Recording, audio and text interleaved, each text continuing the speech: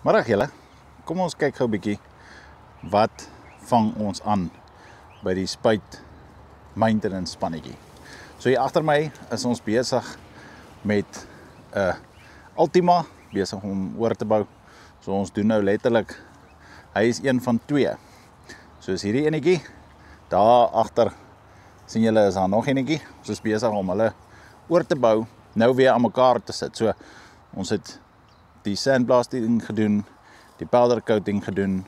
Ons is nou besig met assembly. Hierdie ene gaan eers uit en dan na hom kort op sy hakke is daai ouetjie.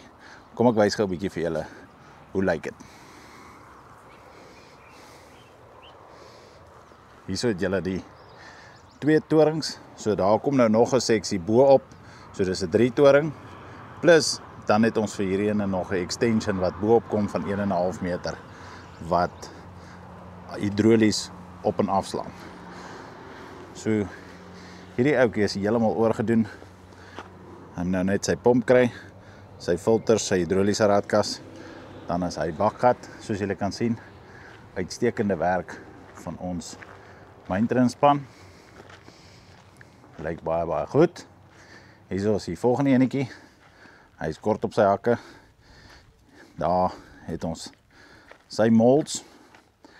Hierso het ons 'n ander kliënt se spuit. Hierdie ouetjie gaan môreoggend uit. Ons het sy pomp heeltemal oorgedoen en herstelwerk op die tank gedoen. Ek kan gou kyk hier of ons kan sien waar is die herstelwerk op die tank gedoen. Daar kan julle dit sien. Wys julle so. Daar's hy. Hierso is hy mooi geseël. Daarso is hy ook geseël. Daar kan julle sien. Daar is hy ook geseël. Kyk net hoe netjies, né?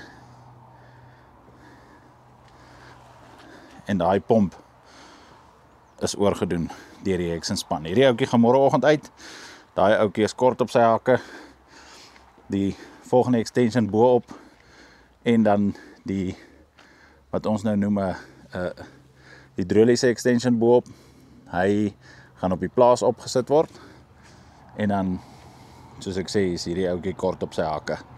So ja. Ons Hexen spannetjie is lekker besig.